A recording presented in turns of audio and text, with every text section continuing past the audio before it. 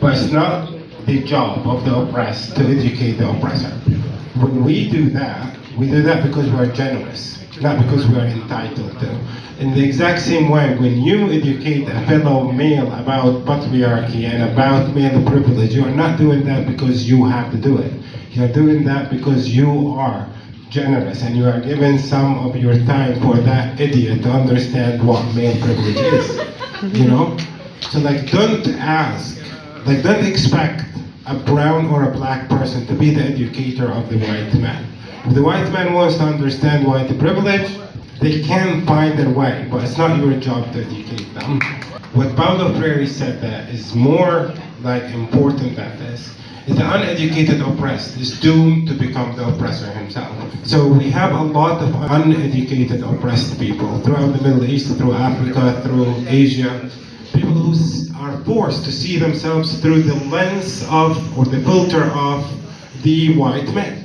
So how are you going to see yourself through the lens of the white man? As inferior, as primitive, as subhuman, as.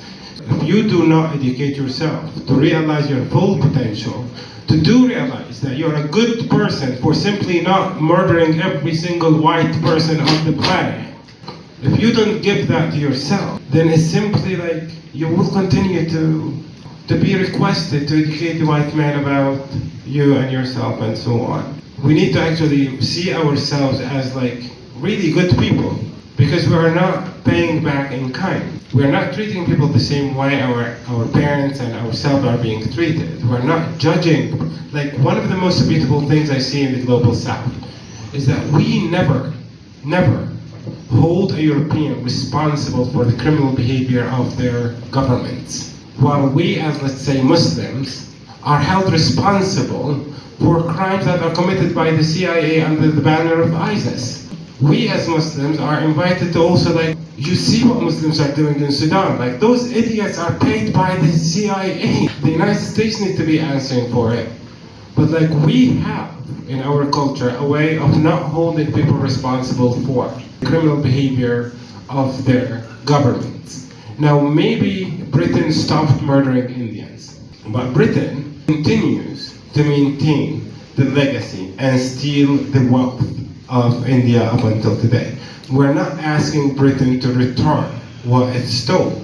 We're simply asking Britain to stop. We're not asking France to return what it stole. We're asking France to stop. Stopping committing crime is just being too radical of a request from those governments and from those people. Stop disrespecting us. It's just too radical of a request. What I'm saying is you can provide, you can help educate others because you are kind and generous with your time and resources, but not because you have to. Do not put it on the shoulder of an oppressed person. Surviving oppression is enough, but it's not surviving oppression and then having to educate the oppressed. There's a beautiful, beautiful activist called Assata Shakur. She was expelled from the US.